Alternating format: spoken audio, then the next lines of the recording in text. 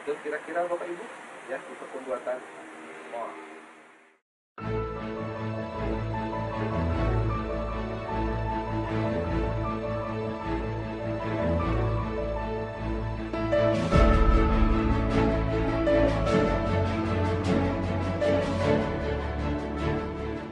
Baik, Bapak Ibu, kita akan coba sekarang aplikasikan ya untuk penyemprotan mol di lahan. Nah, di sini Bapak Ibu, untuk penyemprotan mol ini, dosis yang kami sarankan adalah 1:10 untuk tanaman-tanaman atau untuk tanaman yang dinamakan bibit yang masih muda, ya. Nah, di SRI Organik, penyemprotan pertama itu adalah di hari ke-10 setelah tanam. Jadi di hari ke-10 itu kita akan menyemprotkan mol ini, ya, mol yang tadi sudah kita buat itu dengan perbandingan 1:10. Nah, ini tangki ini adalah 17 liter, ya, 17 liter. Artinya di sini, ya, kita masukkan 1 liter mol, kemudian tambahkan 10 liter air. Nah, seperti itu. Kalau 17 berarti kira-kira 1,5 liter mol yang akan kita masukkan ke dalam tangki ini. Nah, ini adalah wadah ukuran 600 cc. Jadi kita siapkan saja dulu, ya. Nah, ini 500 cc, ya, 500 cc. Ini setengah liter. Nah, ini sudah 1 liter. Nah, kita masukkan dulu ke dalam tangki, ya. Kemudian kita tambahkan air, Bapak Ibu, ya. Kita tambahkan air sebanyak, ya, kita penuhkan saja tangkinya. Nah, di sini airnya boleh menggunakan air dari sawah, ya, boleh menggunakan air dari sumur. Yang penting jangan menggunakan air dari pump, ya. Nah, seperti ini kita tambahkan saja hampir penuh. Seiring dengan semakin dewasanya usia tanaman, ya, Bapak Ibu, dosis pun harus makin pekat. Di SRI Organik, penyemprotan atau aplikasi mol ini, terutama untuk mol N-nya, itu adalah minimum 4 kali. Di usia 10, usia 20, usia 30, dan usia 40 hari. Ini, ya. Jadi misalnya usia 10 hari setelah tanam, itu menggunakan dosis 1:10. Kemudian di usia 20 hari, kita gunakan 1:8, semakin pekat. Kemudian penyemprotan yang ketiga di usia ke-30, kita gunakan misalnya 1:6. Dan di usia 40, 1:5. Paling pekat adalah 1:5, Bapak Ibu. Ya, paling pekat adalah 1:5. Nah, seperti ini. Dan ini siap untuk diaplikasikan. Untuk penyemprotan mol ini, Bapak Ibu, ya, untuk penyemprotan mol ini adalah penyemprotan ini lebih diarahkan ke tanah, ya, lebih diarahkan ke tanah. Toh kalaupun misalnya terkena daun atau terkena batang, itu tidak jadi masalah, ya. Dan kemudian Bapak Ibu, untuk aplikasi atau penyemprotan mol ini, ya, untuk aplikasi penyemprotan mol ini usahakan aplikasinya itu adalah pagi-pagi sekali atau sore hari saat intensitas matahari rendah. Itu jauh lebih baik. Seperti itu, Bapak Ibu.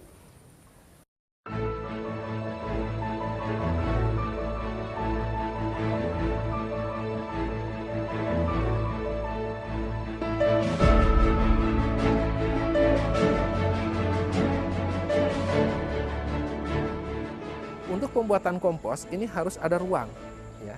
Ruangnya tidak perlu bagus-bagus, Bapak Ibu. Yang penting adalah ada naungan atau ada atap. Berbeda dengan pembuatan mol. Kalau pembuatan mol itu adalah fermentasi anaerob, yang udara luar tidak boleh mengganggu proses tersebut. Nah, di proses pembuatan kompos ini adalah fermentasinya fermentasi aerob. Nah, itu. Nah, kemudian syarat selanjutnya adalah untuk menghancurkan bahan organik ini, ya, kalau misalnya kita biarkan saja seperti begini, ini memang bisa juga menjadi kompos, tetapi waktunya akan sangat lama. Oleh sebab itu, ya, untuk membuat kompos ini kita perlu meminta bantuan mol. Jadi kita gunakan mol, ya, untuk mempercepat proses pelapukannya. Nah, bagaimana cara membuat kompos yang baik dan benar? Intinya ada beberapa model, ada beberapa cara, ya. Bapak Ibu boleh saja misalnya menumpukan jerami seperti begini, kemudian siram dengan mol, itu bisa jadi kompos. Tetapi mungkin Bapak dan Ibu bisa melihat nilai estetikanya kurang, ya. Cenderung seperti tumpukan sampah. Nah, supaya nilai estetikanya baik, kemudian juga Bapak dan Ibu pada saat ditanya oleh rekan-rekan petani yang lain, Pak, berapa ton kompos yang Bapak dan Ibu berikan ke sawah atau yang Bapak dan Ibu aplikasikan ke sawah, Bapak dan Ibu bisa menjawab dengan pasti.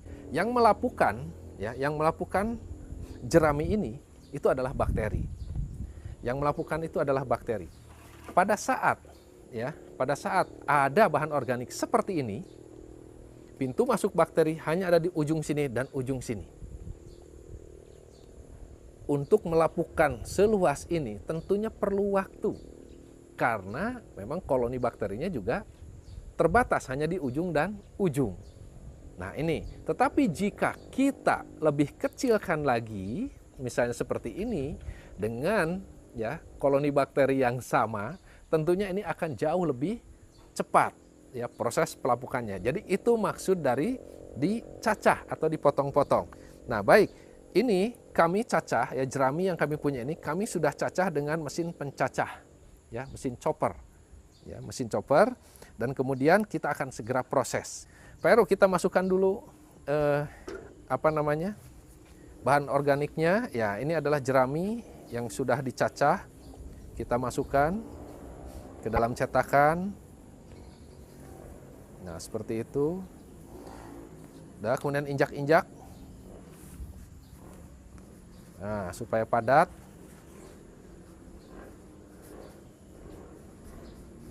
Nah, setelah diinjak ya, Bapak Ibu, setelah diinjak dan kemudian ketinggiannya atau ketebalannya antara 20 sampai 50 cm, kita siram dengan mol ya. Nah, seperti ini, merata saja. Oke.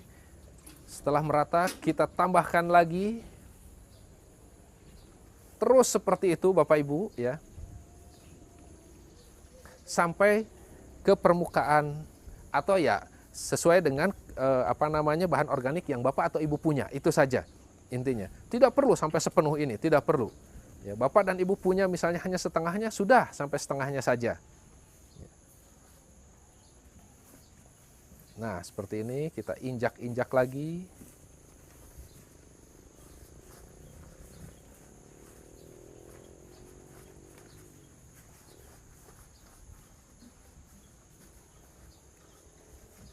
Oke, setelah diinjak-injak seperti begini, kita siram lagi dengan mol ya untuk yang terakhir kalinya. Nah.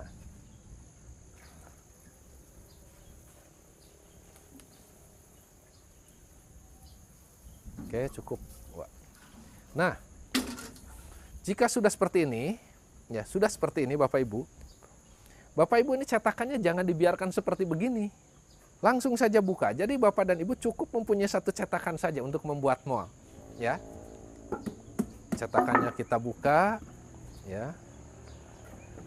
Nah, seperti ini Bapak Ibu.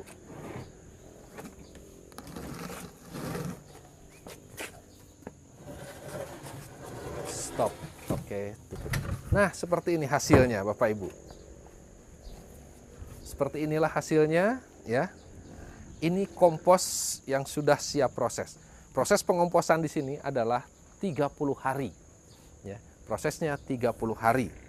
Nah, jika ketinggian dari bahan organik yang kita komposkan itu kurang dari 1 meter, Bapak Ibu, ini bambu untuk sirkulasi udara boleh kita cabut seperti ini. Ya, boleh kita cabut karena lubang yang di sini cukup untuk sirkulasi udara. Pada saat nanti terjadi panas, terjadi gas di dalam, gas dan panas akan keluar. Setelah selesai keluar, oksigen akan masuk menggantikan. Nah, seperti itu terus, ya. Ini selama 30 hari dibiarkan seperti ini saja. Pemeliharaannya adalah seminggu sekali kita coba lihat terlalu kering atau tidak. Kalau misalnya terlalu kering, kita ciprati saja. Boleh dengan air, yang terbaik adalah dengan menggunakan mol kembali untuk mencipratinya. Nah, itu Bapak Ibu ya. Nah, seperti inilah ya kompos yang kami coba tawarkan, kami coba perkenalkan kepada Bapak dan Ibu. Nah ini Bapak Ibu, dengan kita mempunyai kompos tercetak seperti begini, artinya pada saat Bapak dan Ibu ditanya berapa aplikasi kompos ke lahan, Bapak Ibu sudah bisa memperkirakan satu cetakan ini berapa kilo. Ya, dengan menghitung tadi luas dari cetakan kompos tersebut. Ini Bapak Ibu. Jadi kalau misalnya seperti volume dari cetakan yang kami punya, ini adalah di kisaran antara, kalau bahan bakunya itu adalah dari jerami, ini biasanya 150 sampai 200 kilo kami bisa dapat. Artinya kalau untuk masuk 1 ton ke sawah cukup 4 sampai 5 kotak saja. Dan ini bisa Bapak dan Ibu aplikasikan di sawah masing-masing. Tidak perlu dibawa ke rumah, tidak perlu dibawa ke satu tempat yang khusus untuk membuat kompos. Cukup pada saat Bapak dan Ibu panen, jerami sudah diatur sedemikian rupa di pojok sawah. Pada saat setelah merontokkan, sebagian orang ada yang mulai mencacah jerami tersebut, atau kita hancurkan dengan menggunakan mesin chopper. Nah, di situ juga, saat itu juga kita bisa langsung membuat kompos dengan menggunakan metode cetakan seperti ini. Dan ini kami namakan, ini adalah kompos wafer. Ya, kita harus paham ciri-ciri kompos jadi. Ciri-ciri kompos jadi, yang pertama temperaturnya dingin, temperatur kamar atau suhu ruang. Yang kedua berubah bentuk. Yang ketiga tidak berbau. Yang keempat berubah warna. Maksudnya berubah warna itu begini. Contoh jerami. Jerami itu warnanya adalah kuning. Tapi setelah 30 hari menjadi kompos, dia akan berubah menjadi kecoklatan. Ya, berubah menjadi coklat. Intinya adalah jauh lebih tua perubahan warnanya. Nah, seperti itu Bapak Ibu. Kemudian ya, untuk untuk kandungan air, Bapak Ibu, jika memang kita memproduksi kompos ini untuk dijual kembali, ya, itu ada syarat dari kementerian bahwa kandungan air tidak boleh lebih dari 20%. Ya. Nah, seperti apa kandungan air tidak boleh lebih dari 20%? Kalau misalnya kita punya alat, ya bisa kita ukur dengan alat ukur tersebut. Tetapi kalau tidak punya alat, cukup kompos yang sudah jadi, kita remas saja seperti begini. Kemudian kalau dibuka, dia remah kembali, pecah kembali, itu artinya kurang dari 20%. Nah, seperti itu Bapak Ibu.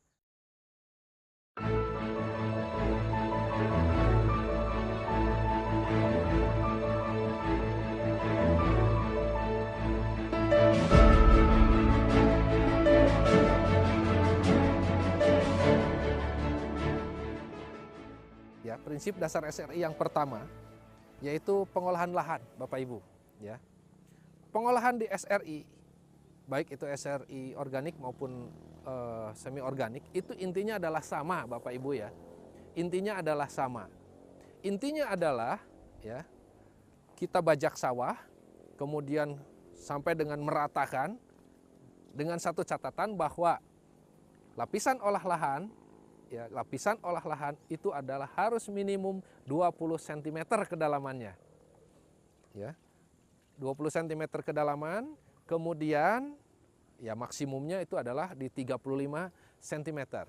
Nah, Bapak Ibu, setelah lahan dibajak dan kemudian diangler seperti ini, ya, seperti ini, langkah selanjutnya adalah kita akan menaburkan kompos, ya. Kita akan menaburkan kompos.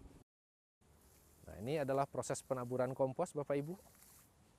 Ya, jadi proses penaburan kompos ini adalah sebelum pembuatan parit keliling, ya, bukan pada saat proses pembajakan. Boleh saja dilakukan pada saat proses pembajakan sawah, tetapi yang menjadi kendala nanti adalah setelah proses pembajakan sawah dan akan mulai meratakan sawah, itu memerlukan banyak air, memerlukan banyak air. Nah, pada saat memerlukan banyak air itu, ini yang dikhawatirkan. Dikhawatirkan kompos yang ditabur tadi itu akan banyak yang hanyut. Ya. Nah, tapi jika sesaat akan membuat parit keliling dan ditabur seperti begini, ini jauh lebih baik, sehingga kompos akan tetap berada di lahan dan tetap berada di daerah perakaran. Nah, jika sudah dianggap rata, barulah kita akan membuat parit keliling. Ya, Bapak Ibu, cara membuat parit keliling ada dua teknik. Yang pertama menggunakan cangkul, ya, menggunakan cangkul. Kalau luasannya terlalu luas, gunakanlah cangkul. Tetapi kalau misalnya kotakannya tidak terlalu luas, gunakanlah tangan. Nah, di sini Pak Adin akan memperagakan membuat parit keliling dengan menggunakan cangkul. Intinya Bapak Ibu, ya, parit yang kita buat adalah sedalam lapisan olah saja, ya, sedalam lapisan olah saja. Jadi jangan sampai dicangkul sekuat tenaga, cukup sampai ke dasar lapisan olah saja. Nah, seperti itu. Nah, kemudian cara membuat parit dengan manual menggunakan tangan ini diperagakan oleh Pak Heru. Nah, seperti ini saja Bapak Ibu, ya. Nah, jika sudah parit sudah terbentuk, tanah hasil galian tadi kita tutupkan, ya. Kita ratakan sampai betul-betul rata. Nah, jika sudah rata, Bapak Ibu, ya, jika sudah rata, nanti bentuknya itu adalah seperti petakan yang nomor 2 di sebelah sana, ya. Jika sudah rata, nanti bentuknya itu akan seperti petakan di nomor 2. Nah, itu sudah siap tanam, Bapak Ibu, ya.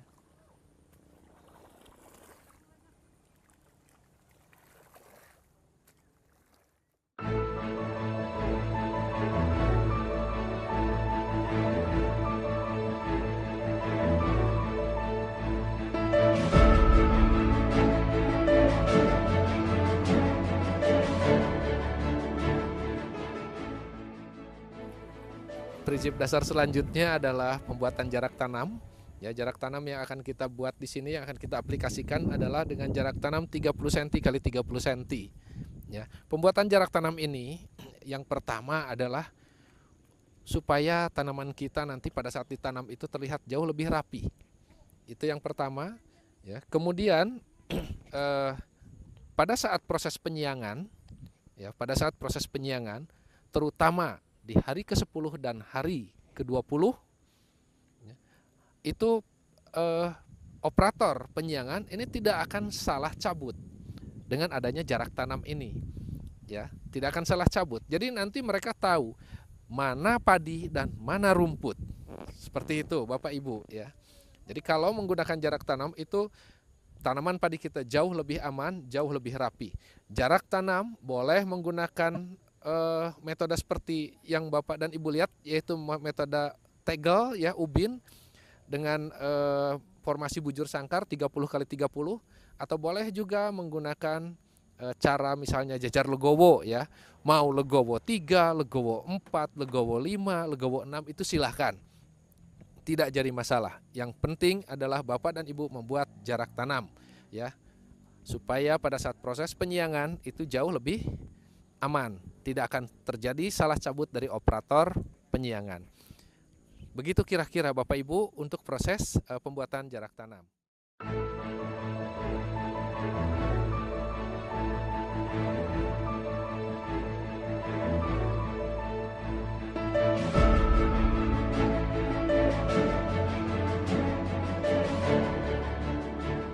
Salah satu prinsip dasar SRI organik itu adalah benih bernas. Bernas bukan berarti berlabel nasional. Bernas di sini harus menggunakan benih yang berisi penuh. Untuk SRI organik gunakan benih unggulan, Pak, yang lokal. Lokal bukan berarti lokal yang zaman dulu.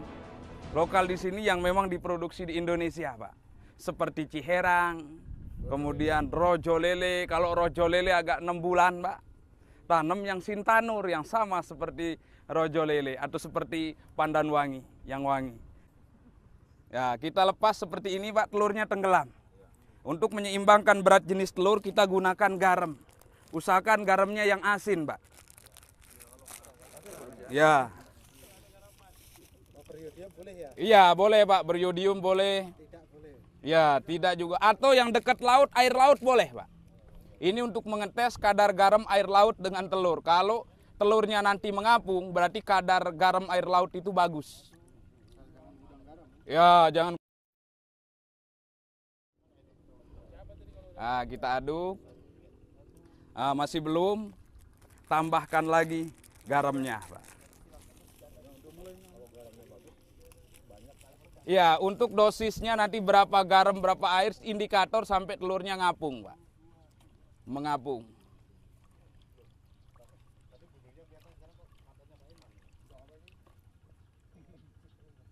Nah, seperti ini, Pak.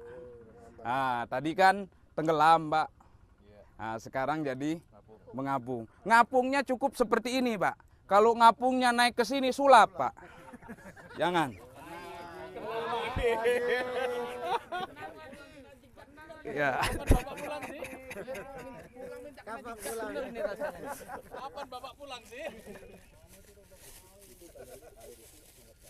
Nah, jadi setelah seperti ini, ambil benihnya, Pak.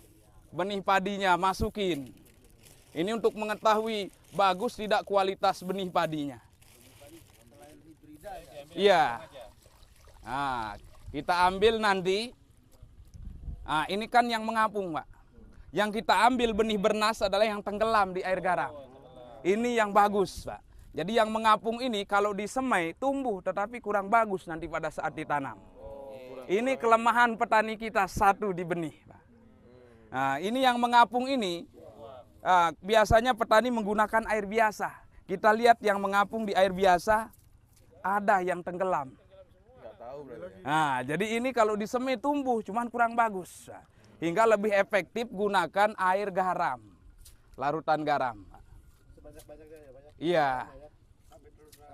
Ya, sampai indikator telurnya ngapung saja, Pak. Ya, sulap, Pak. Nah, seperti ini, Pak. Nah, ini yang bagus, yang ngapung. Jadi ini benih yang bernas, berisi penuh, Pak. Kaitannya benih dengan telur ini. Jadi telur ini kenapa mengapung di air garam? Ini kalau direbus, dibuka ada ruang kosong, Pak.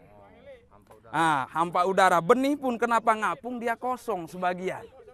Arti benih yang tenggelam ini adalah benih yang berisi penuh. Ini yang bagus untuk disemai, untuk menuju ketahanan pangan. Padat, Pak.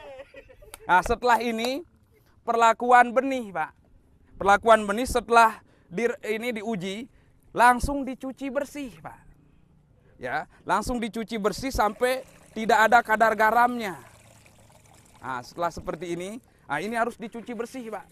Setelah diyakini sudah tidak ada kadar garamnya, ini baru kita proses supaya jadi benih kecambah, Pak. Caranya direndam 24 jam, maksimal 48 jam atau 2 hari 2 malam. Setelah direndam tujuannya untuk memecah masa dormansi atau masa istirahat benih. Setelah itu nanti diambil kering anginkan, masuk ke dalam karung atau kain, dibungkus, dikubur di tanah 24 jam. Nanti akan keluar kecambah, Pak, seperti toge kecil ini keluar. Itu sudah siap untuk disemai. Yang perlu diperhatikan selanjutnya adalah media semainya seperti ini. Karena kita SRI, bagaimana manajemen sistem perakaran, akar jangan sampai putus. Mudah dipisah. Kalau cara biasa kan dicabut, Pak, diikat, kemudian dipotong. Setelah dipotong dilempar, ditanam dalam, tanam banyak, terakhir diracun. Tidak berperi kepadian. Nah, itu, Pak. Sehingga kita nanti telurnya kita asinin. Itu, sehingga itu metode penyiksaan. Pingin dapat 8 ton mustahil, Pak. Nah, untuk setelah berkecambah nanti siapkan medianya, tanah kebun dicampur kompos, Pak. Tanah darat, jangan tanah sawah. Kalau tanah sawah nanti begitu kering seperti ini keras. Ditabur merata saja. Ada petani nanya, Pak, berapa genggam? Nggak pakai genggam, nanti genggamannya genggaman orang gede penuh, saya bilang. Yang penting merata saja, Pak. Setelah merata ditutup, setelah ditutup 2 hari kemudian dibuka, Pak. Silahkan dijemur supaya beradaptasi. Jangan simpan di ruangan, nanti tumbuhnya panjang, lemes. Nah, makanya kalau pingin keras dijemur, Pak. Ya. Ya. Nah, setelah itu, setelah umur 5 sampai 7 hari, maksimal 10 hari, ini siap untuk ditanam, Pak. Nah, sekarang kita akan praktik